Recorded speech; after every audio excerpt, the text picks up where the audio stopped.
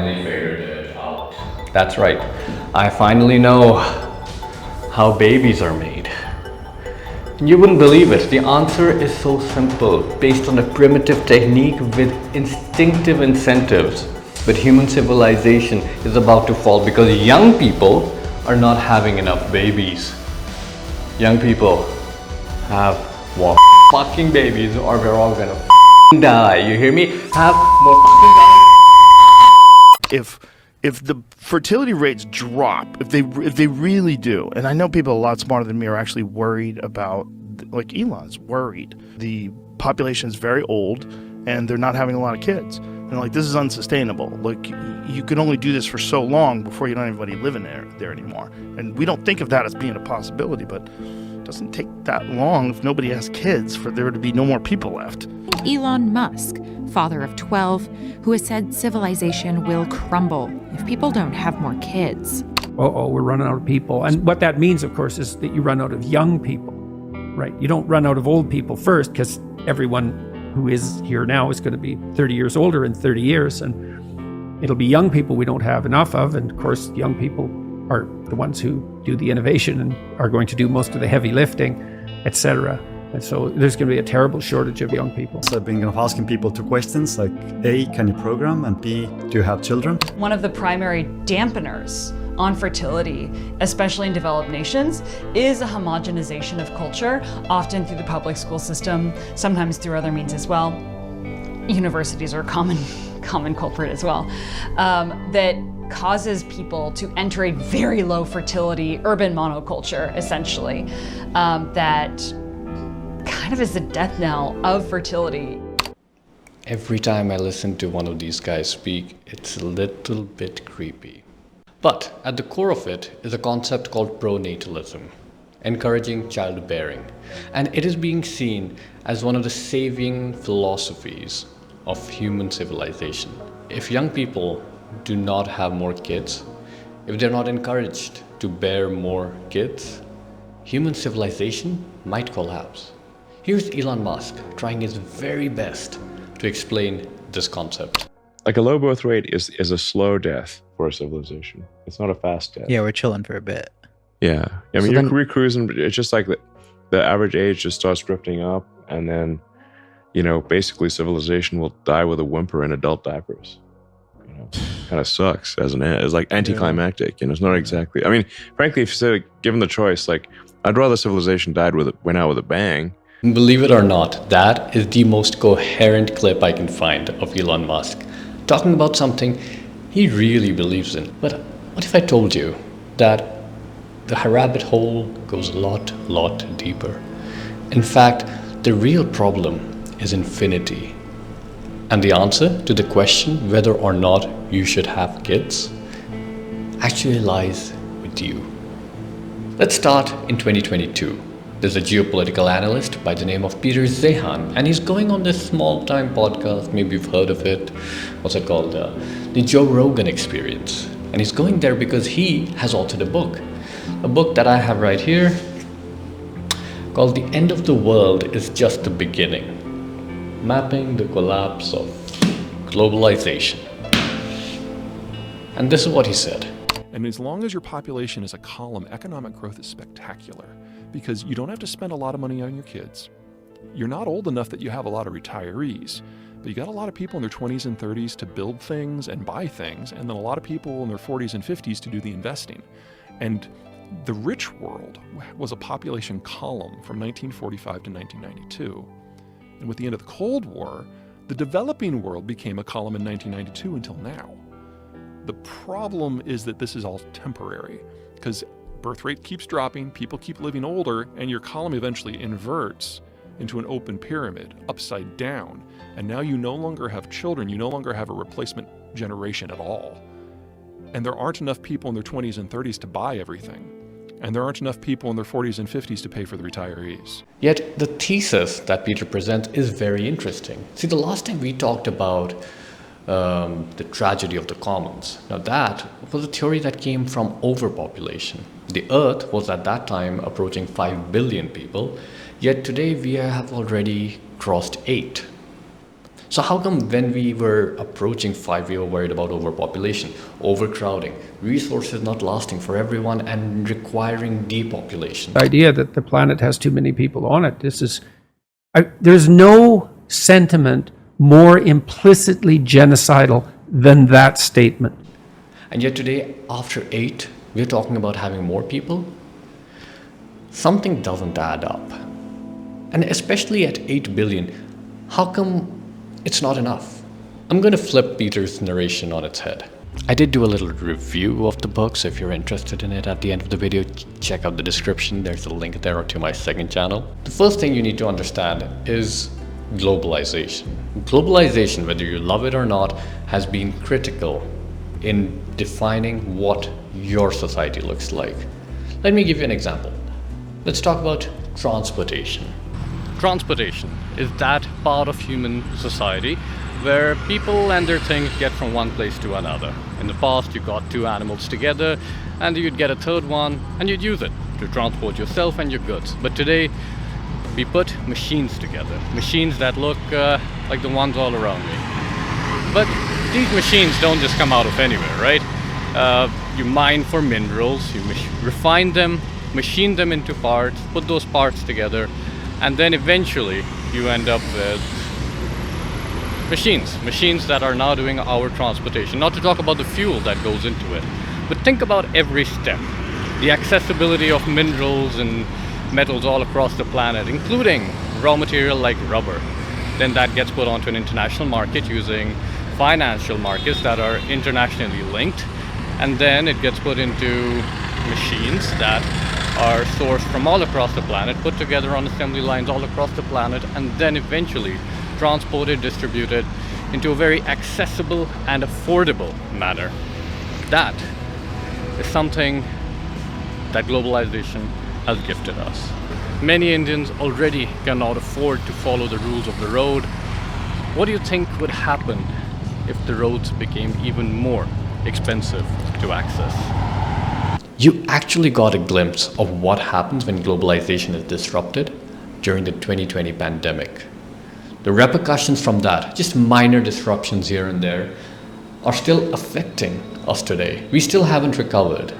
Whether it's prices, inflation, availability of silica, nothing has managed to recover years after those minor disruptions.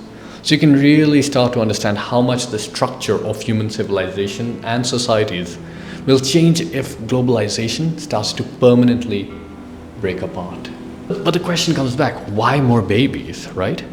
And now we can go to the premise of this book, and what you heard Peter talk about before is the fact that we need kids. Population dynamics dictate that the end of globalization is probably coming because there aren't enough kids. Cheap labor. That is why the politicians, oligarchs, and billionaires want you to have kids. The more kids you have, the more cheap labor there is. And we have to understand that globalization stands where it does on a foundation of cheap labor. The only way to sustain it is to find new sources of cheap labor. The more complex technologies are, the more parts they need, the more labor they require, the cheaper labor we need. I am not here to debate which ism is better. I think that's a debate for pseudo-intellectuals to pass the time. What I'm here is to investigate whether or not you should have kids. But why? Why are we at this stage, I mean, I'm curious, why are we not having kids? Everyone is, actually, and there's 2 theories out there. I'll tell you the first one, and I'll tell you I don't believe in it. Women just have too much choice. That's right, ladies, you have too much choice.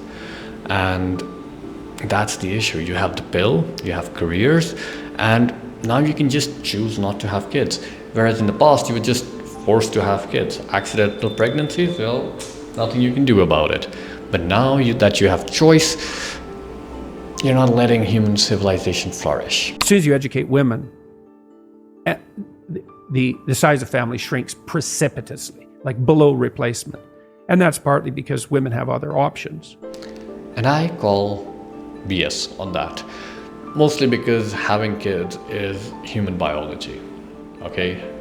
continuing your bloodline, nurturing your kids. It's something we instinctively want. Every living organism wants to reproduce. That is how life exists, because it has always continued itself. No matter what species you are, that is one inherent instinct. What I think is more telling is the fact that young people are saying why they're not having kids, right? And I think that is much more believable, because the answer is that's right. It's too expensive to have kids. Ironic, isn't it? This entire grand economic social structure that we have today is the reason we are not having more kids. But today I would like to add a little more to this discussion. I think that the discussion we had about the tragedy of the commons, about overpopulation, that is the discussion that is finally happening today.